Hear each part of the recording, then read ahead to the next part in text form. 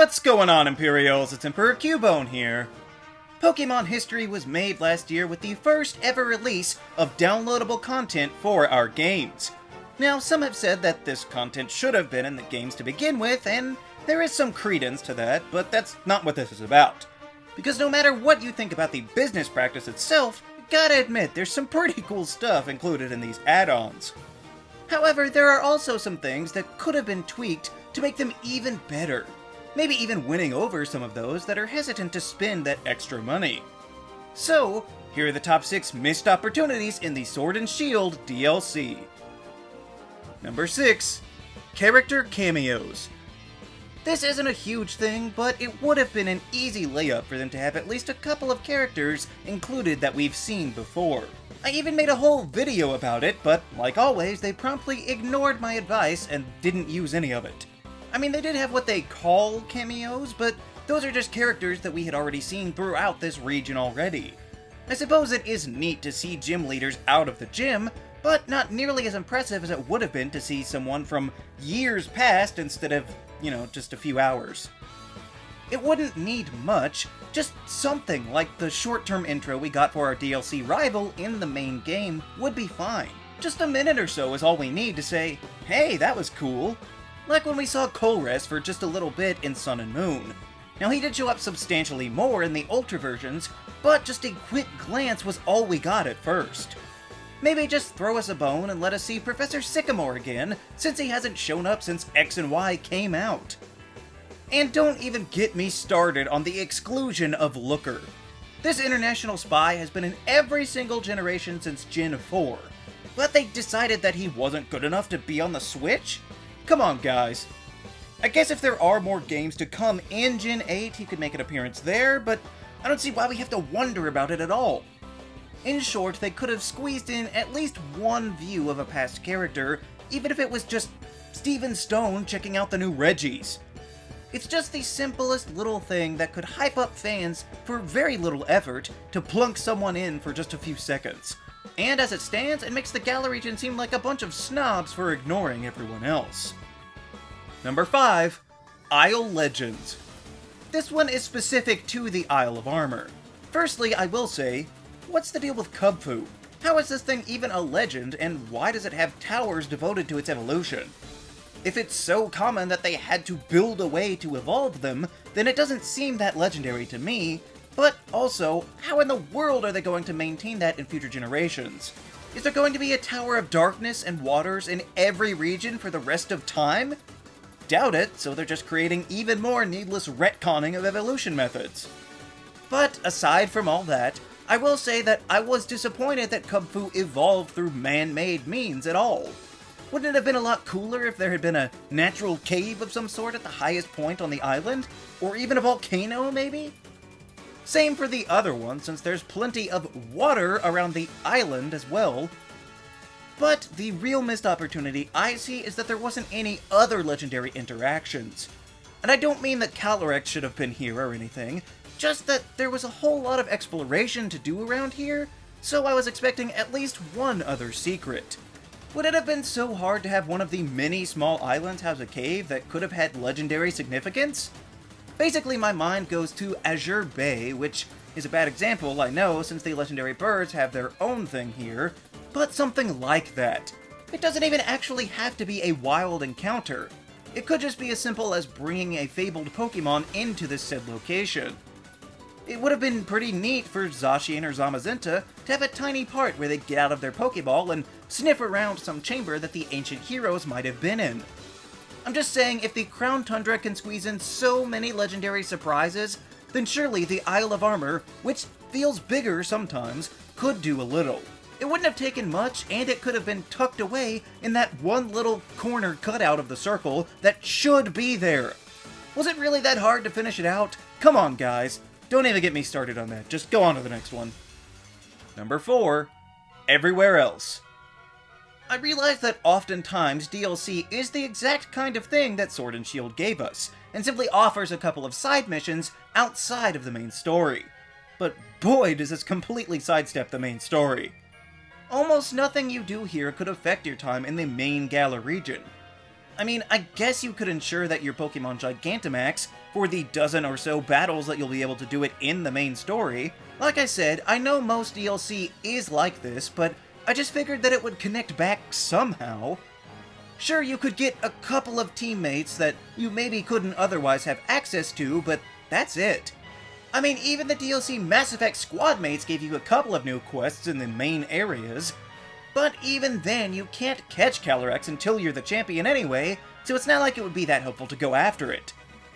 I will praise them for getting one part right, where the legendary birds fly off to different sections, and you have to chase them across the designated open areas. That part expertly wove together all 3 wild areas, and let you actually pursue them in real time. But that was a tenuous connection at best between the 2 halves of the DLC, and the only bare thread even hinting at the main game. And no, I don't really count the Star Tournament, because they were doing tournaments there anyway. I'm not saying that they had to rewrite a whole second game on top of the existing one, but wouldn't it have been cool if something happened when taking one of the new Reggies to the Slumbering Weld? I will give them credit for the slight interaction of collecting the legendary items from the merchant and Stow-on side, but that does strike me more as laziness and not knowing where else to put them, instead of trying to tie it back in. This sort of goes hand in hand with the last point, just to connect everything back together. Because as it stands, these don't even feel like the same games. It's more like they took the Gen 3 Hoenn games and just stapled Pokemon Colosseum onto them as post-game without any effort to blend them together. Number 3. Returning Pokemon. This is specifically referring to the Crown Tundra portion of the DLC, since riding around the island definitely had me saying, "Oh, look, it's that one!" every few minutes. Again, not that it wouldn't have been better if they were there from the beginning, but the armor section has about 100 returning Pokemon, which seems like a lot, and the Tundra has closer to 120, so how does it seem smaller? Because it seems like I mostly saw the same Pokemon over and over, or even the same Pokemon from the base game. I realize that a Tundra has certain environmental conditions that have to be met, but they could have at least tried to pull more than the ones that they already had in the icy areas. But there's a reason for that. Out of the roughly 120 returning Pokemon, over 50 of them were the legendaries that you can catch in the Dynamax Maze thing. If you ask me, that shouldn't really count towards the total, but I guess if you already cut so many corners in the original game, why stop now? Anyway, outside of those, there are 14 3-stage lines, which eats up another 40 odd Pokemon, and then there are all the fossils with another 20 plus. So the possible selection of random Pokemon gets pretty low. I would almost rather not have the legendary Pokemon come back if it's going to be at the sacrifice of dozens of others that are still barred from entering the Galar region, with their best hope being to sit in Pokemon Home until a new game comes out, which might not even happen next year anyway. Maybe this just means that people are right about the legendary bloat, but when half of your returning Pokemon are one-off box stuffers, it's gonna feel a little sparse, especially when they already did it better the first time. Number 2. Hints of what's to come. This one might not take up too much time, but it is quite the missed opportunity that the Isle of Armor nor the Crown Tundra offered up any inkling as to what we might expect in the future. At least as far as I could tell. It's not a necessity that every region has to do so, but it's just nice. And to be fair, it's not always obvious at the time, or even on purpose sometimes. So maybe they have included something in a throwaway line of dialogue that we don't know yet. But there's usually a hint that's a little more obviously something that we are not familiar with to pique our interest. Instead, they just said, "You like Dynamaxing? 'Cause a lot more of that is what we're doing." Maybe they're once again waiting for another Gen 8 game to come along before they drop hints, but then again, maybe it's just because they don't have any idea what to do next. And maybe it could be a good thing if it lets us have some time before the next one arrives. But we have gotten used to having some hints as to what's to come in the future, whether that be for the next new region, or just a simple hint at the remakes coming in the short term. But it seems as though even with an extra year of prep time, the people behind the DLC didn't see fit to tease us with anything, which isn't crucial, but boy would have been nice. Number 1. No regional variants. Okay, so there were some regional variants. We got the Slowpoke line teased with the announcement of the DLC, and it sparked our imagination once again. What other Pokemon could possibly have new forms that we've never seen before? After all, we saw a couple before the main games, but they still left us with some surprises. But that didn't happen with the Isle of Armor. Turns out Slowpoke was about it.